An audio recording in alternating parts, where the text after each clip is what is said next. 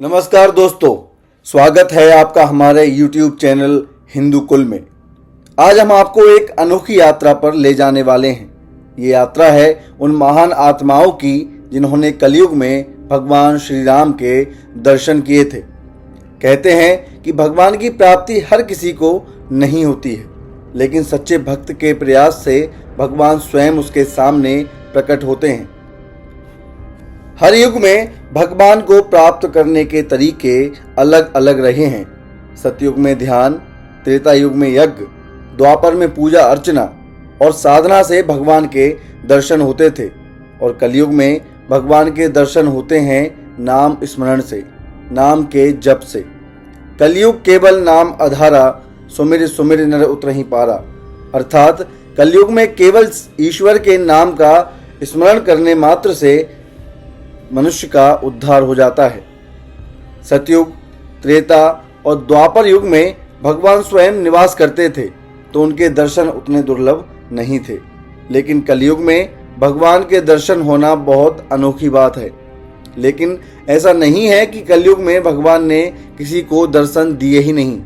कलयुग में अनेक भक्त हुए हैं जिन्होंने भगवान श्री राम के दर्शन किए हैं।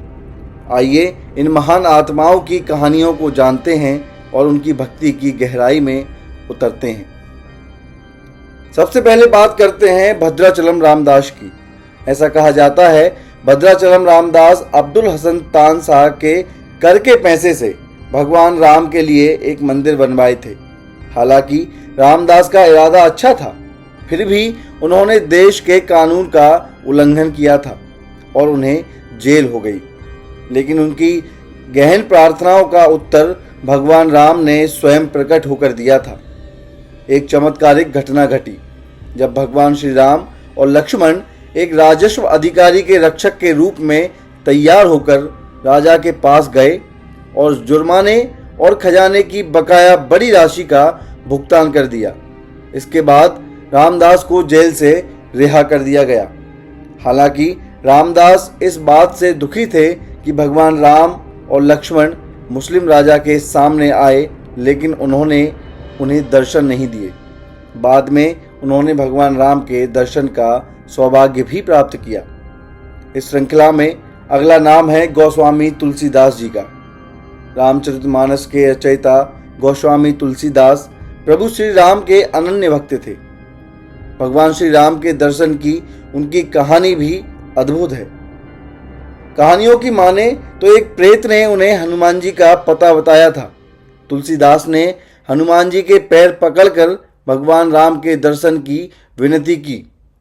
एक दिन जब तुलसीदास चंदन घिस रहे थे, भगवान राम बालक रूप में आकर चंदन मांगकर लगा रहे थे।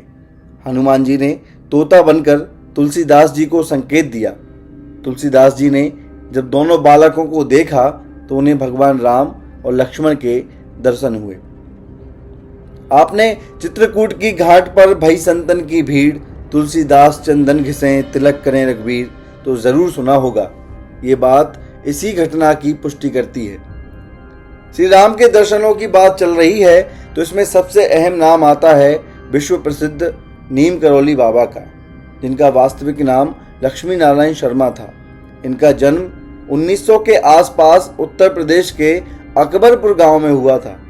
नीम करौली बाबा ने अपने जीवन में हनुमान जी के कई मंदिर बनवाए। ऐसी कहानियां हैं कि नीम करौली बाबा को साक्षात भगवान श्री राम ने दर्शन दिए थे। कई लोग तो उन्हें हनुमान जी का अवतार भी मानते हैं और उनके दर्शन के लिए उनके स्थान कैंची धाम भी जाते हैं। नीम करौली बाबा हनुमान जी के अवतार थे, इस बात के भी कई प्रमाण उनके भक्तों द्वारा दिए जाते हैं। कई लोगों ने ये माना है कि कैंची धाम पर दर्शन करने के बाद उन्हें आश्चर्यजनक सफलता प्राप्त हुई है। अगला नाम है बाबा रामदेव का, जिन्हें द्वारिकाधीश का अवतार माना जाता है। इनका जन्म विक्रम संवत 1409 में बाड़मेर में हुआ था। कहते हैं कि उन्होंने सभी देवी और देवताओं के दर्शन किए थे।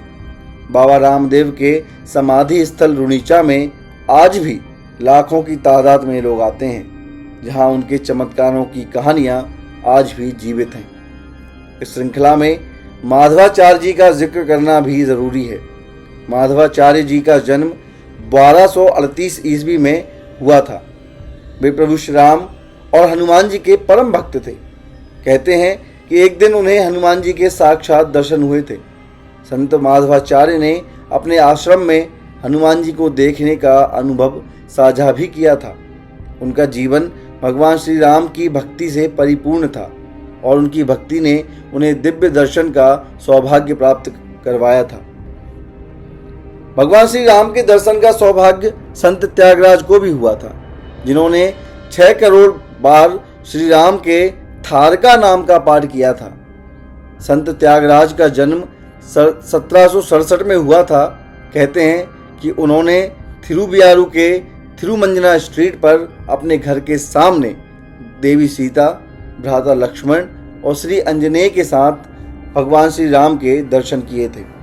सबसे अंत में नाम आता है एक विदेशी भक्त का। ब्रिटिश शासन के दौरान कर्नल लियोनेल ब्लेज चेन्नई के पास चेंगलपट्टू जिले के कलेक्टर थे। एक बार मानसून की बारिश से मधुवंतकम की झील भर गई और किनारे टूटने का खतरा बढ़ गया। ब्लेज ने झील के किनारों को मजबूत करने के लिए राम मंदिर के बड़े ग्रेनाइट स्तंभों का उपयोग करने का सुझाव दिया। पुजारियों ने विरोध किया और कहा कि भगवान राम शहर की रक्षा करेंगे। कलेक्टर ने इंतजार करने का फैसला लिया और जब रात में उन्होंने देखा तो उन्हें देखा कि 2 योद्धा झील के किनारों की रक्षा कर रहे थे। पुजारियों ने बाद में बताया कि वे श्री राम और भ्राता लक्ष्मण थे। ये कहानियाँ सिर्फ कहानियाँ नहीं हैं, ये उन भक्तों की सच्ची भक्ति और भगवान की अनुकंपा का प्रमाण है। हर युग में भगवान अपने सच्चे भक्तों के सामने प्रकट होते हैं, चाहे वह सतयुग हो, त्रेता युग हो, द्वापर हो या कलयुग हो। भक्त और भगवान का यह अद्वितीय संबंध अनंत काल से चला आ रहा है और हमेशा चलता रहेगा। आइए हम भी अपने जीवन में भक्ति, श्रद्धा और समर्पण का भाव रखते हुए भगवान की कृपा प्राप्त करने का प्रयास करें। आखिरकार भगवान अपने सच्चे भक्तों से दूर नहीं रहते, वे तो बस हमारी एक सच्ची पुकार का इंतज़ार कर रहे हैं। आपको ये वीडियो कैसा लगा हमें कमेंट करके ज़रूर बताएं। ऐसे रोचक किस्से सुनने के लिए हमारे चैनल को सब्सक्राइब करें और वीडियो को लाइक व शेयर करना ना भूलें। नमस्कार।